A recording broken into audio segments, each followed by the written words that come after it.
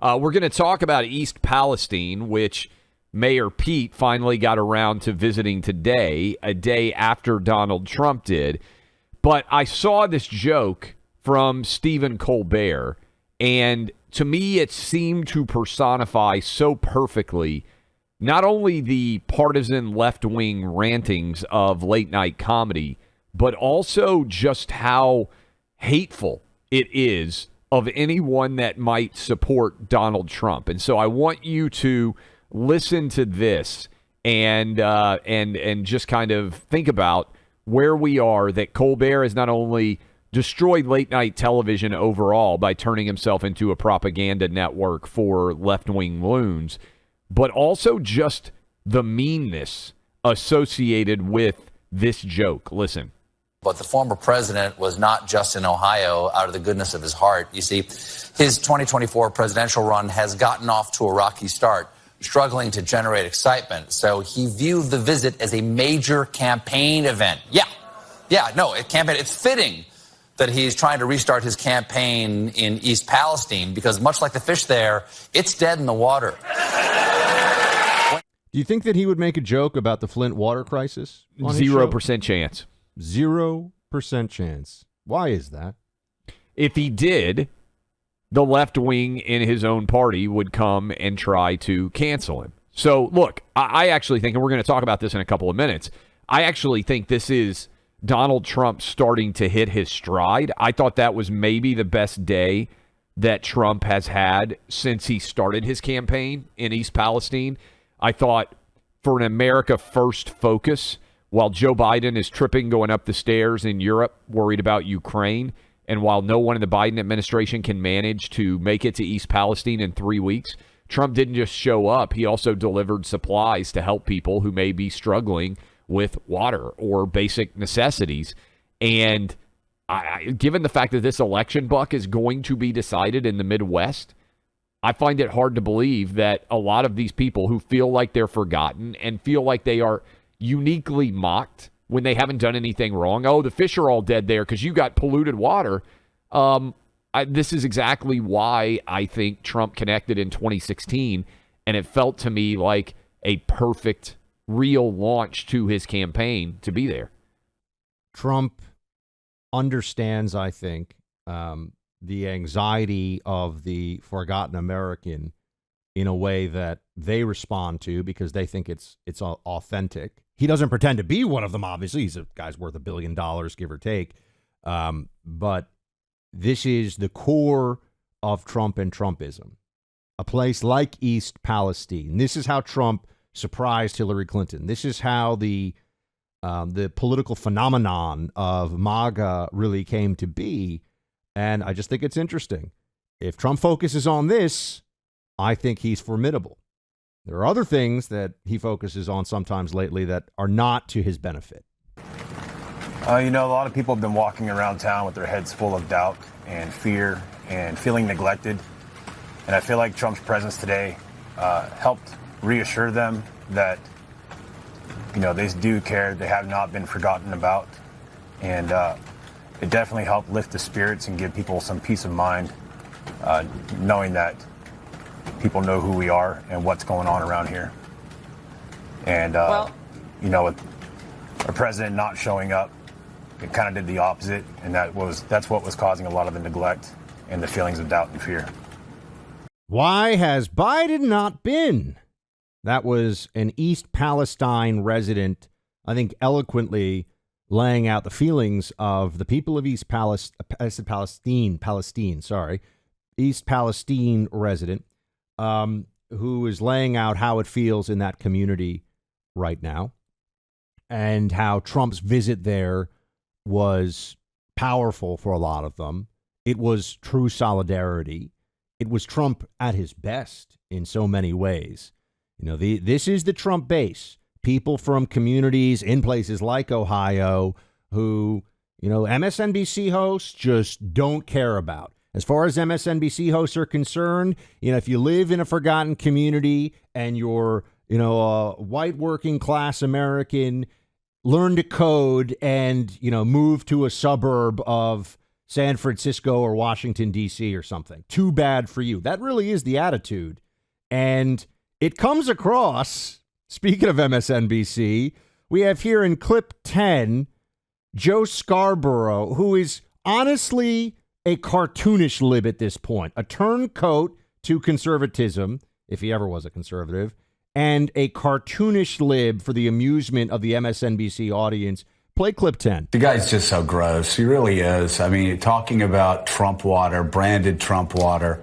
And by the way, he's such a hypocrite, too, talking about attacking Joe Biden while Joe Biden is going, risking his life, fighting for Western democracy, something he doesn't give a damn about. Joe Biden is risking his life.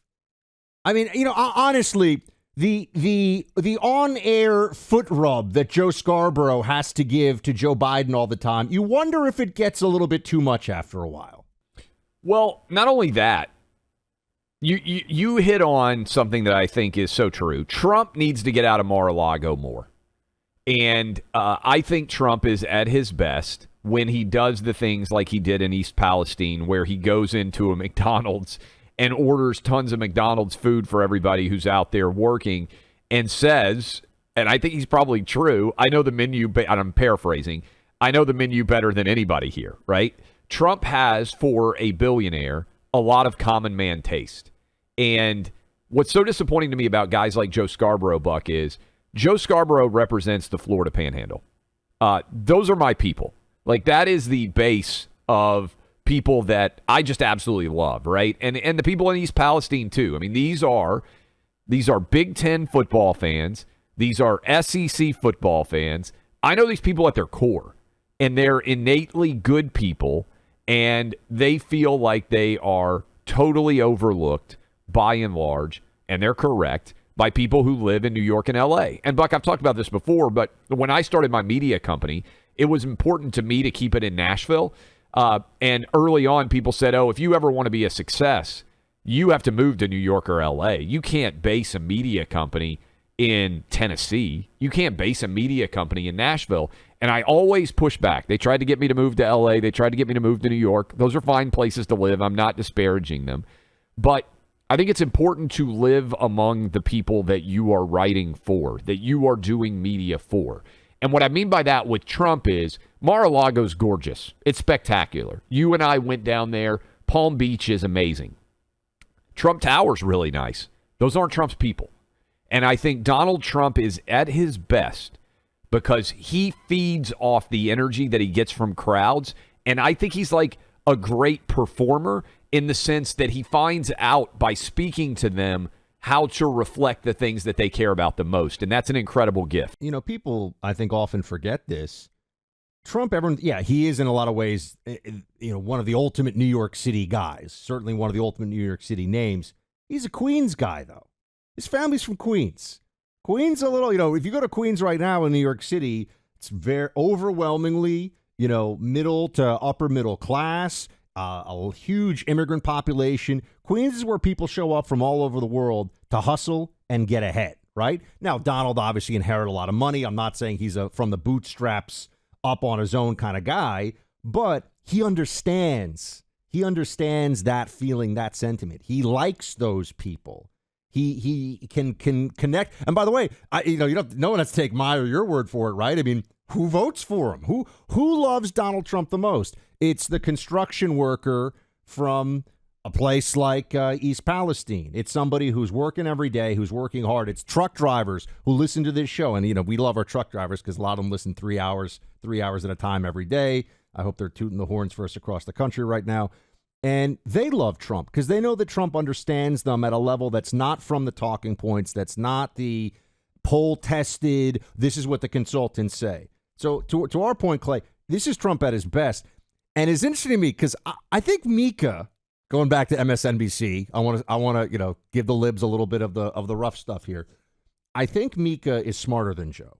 I would make that argument, or at least has better political instincts than Scarborough. Certainly at this point, here she is. She doesn't call out Biden in this clip, at least, but she does call out Buttigieg. And I think this is the Democrat attempt to be like, hey guys, there's a big loss. There's a big miss here from not going sooner.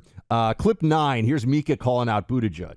Obviously, Willie, there's a lot of work to do in East Palestine, and I think Trump's gesturing with his branding and his water aside, the Transportation Secretary, Pete Buttigieg, did make it clear that he should have gone there sooner. And let's just put a pin on that. He should have gone there sooner, and the White House should have done a better job, even though they were in a major transatlantic moment dealing with the future of the safety of the world. The people of East Palestine need to feel seen and heard. You know, their audience, the MSNBC audience, for whatever it is, they care about Ukraine. But the hosts understand if you want Democrats to maintain power, you got to pay attention to things happening here in places like Ohio. And I feel like that's a gentle pushback from Mika there, because her team, she knows they've messed this up. Well, and that's why, to me, Scarborough is such a disappointment. Anybody who has spent any time on the Florida Gulf Coast and the Alabama Gulf Coast, I mean, and maybe some of you have out there listening to me right now. Some of you live there and are listening to us right now. It's a salt of the earth. The great line, Buck, is the farther north you go in Florida, the more southern you get. And it's 100% true, right? And the idea that Scarborough, who theoretically grew up around this part of the country and understands these people and even represented that district in Congress, could become so detached from the people that he grew up around that he looks down on them with derision is, I think, one of the great flaws of Scarborough's career. And remember, we went after him some on this show, justifiably, because he was like, oh, the reason I got COVID bad was because I hadn't gotten my 4th or 5th booster or whatever it is. Like, there is a benefit. And I know there are a lot of congressmen probably and senators that listen to us too, that also the importance of getting out of Washington, D.C. is not just because you're representing your constituents. It's because you figure out what's going on in the real world, and you can get lost in these big East and West Coast capitals compared to the middle part of the country. Pete Buttigieg, the most well-known transportation secretary, perhaps infamous transportation secretary in ever. I mean, how many transportation secretaries can the average person name? I was about to say, we do this for a living. We sit around reading about this and nerding out about politics for hours a day, Clay. How far back could you go with transportation secretaries? I might be able to think of a couple if I try really hard off the top of my head. But Pete Buttigieg certainly making a name for himself in this cabinet. And here he is telling a TPUSA correspondent, basically, turn off your cameras, leave me alone. Play clip 1. And can we also ask, too, why he waited until President Donald Trump came here to actually make an appearance? This is a very important question that people across America would like to know. I'm happy to have a conversation with you. I do not want to be on camera. Well, please put your cameras away.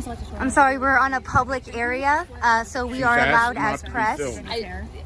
You guys, I would like you guys to turn your cameras off. You're not on my camera. Well, I'm on a camera. I would like your cameras to be off, and then I'm happy to talk to you guys. Well, if you're the press secretary of the Secretary of the Department of Transportation, don't you think you should be able to ask questions from the American public that you serve? Absolutely. I would like to do it without the camera on. Can I ask why? I think that is a little bit aggressive. That's why. And why is it aggressive?